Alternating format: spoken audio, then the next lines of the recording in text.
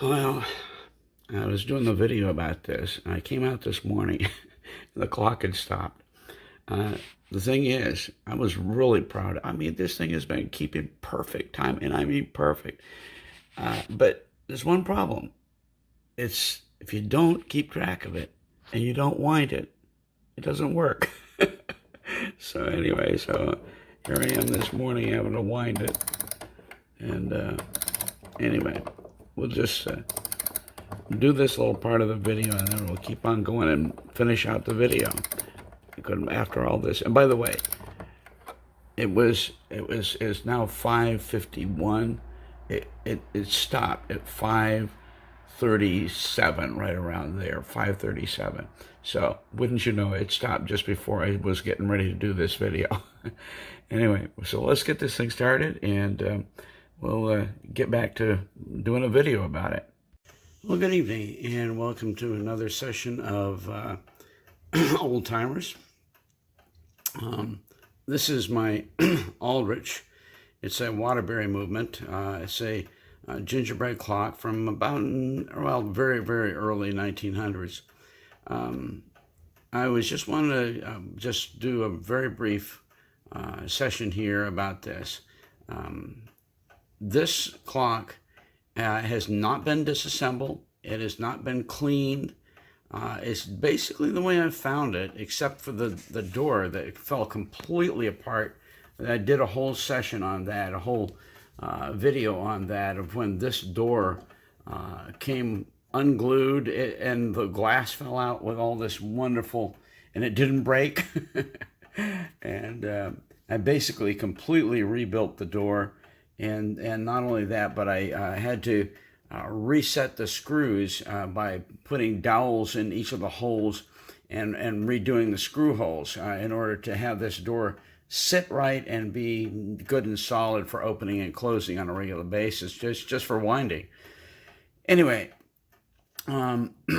this clock is, I consider a success story because, you know, I could have taken it apart and cleaned it and so on and so forth. I haven't. I just decided, so I'm going to see how this old clock does. I haven't even looked to see if there are any, anything in it that really needs reworking, because it is working so perfectly. It just continues to work perfectly. One of the things, and this is the only thing I'm going to talk to you about tonight, is the whole idea of adjusting for the time. Okay, right there, it just went to 10:30. This is 10:30 at night, and you can see it just past the 10:30. And what has happened is, over a period of about 3 weeks that I've had this going, every single day I check it for accuracy with the time in the house. With digital clocks that are keeping perfect time, et cetera, et cetera.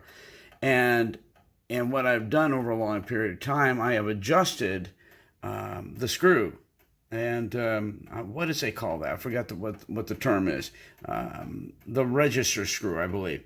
I've adjusted the register screw a little bit at a time. And for a while, I've having to take it up. In other words, raise the screw up in order for it to increase the speed of the pendulum. In other words, you shorten that distance that it has to swing to get your full tick in the talk in. And what you're doing is you're speeding up the clock. Well, what I've done over a period of 3 weeks of adjusting is this thing is keeping just about perfect time. And I mean almost dead on perfect time.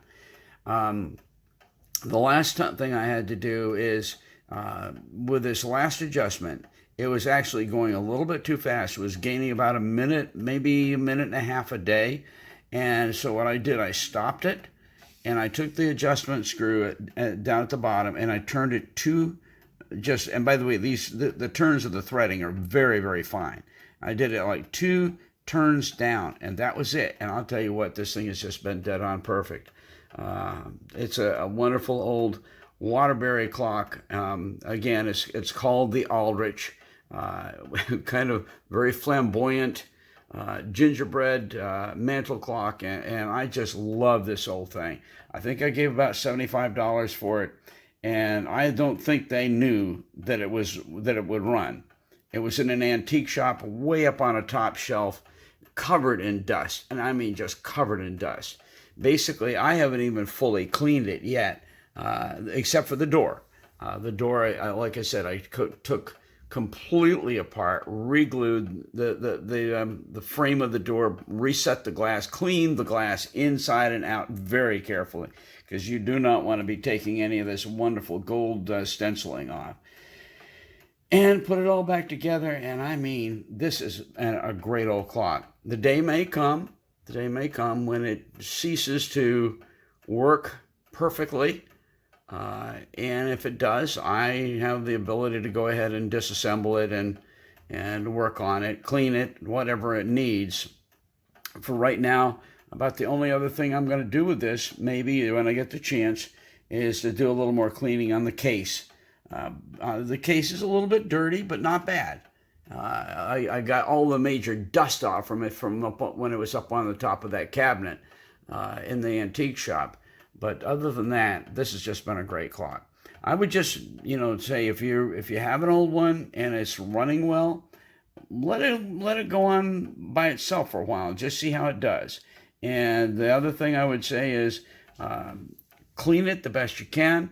And then beyond that, just be very, very patient and adjust your bob with your register screw. That's not the term for it. I'll get back to you on that one. But anyway, listen, thank you for stopping by another session of Old Timers. Hope you've enjoyed this. This is a short one, and I haven't done one in a while, but I thought I would just throw another one out there. This is just, I've just really been enjoying this old Waterbury clock, and just how perfectly it is operating after all these years. What a wonderful thing. I think it's probably about 1920, 1922, something like that. All right. Thank you. Appreciate you stopping by.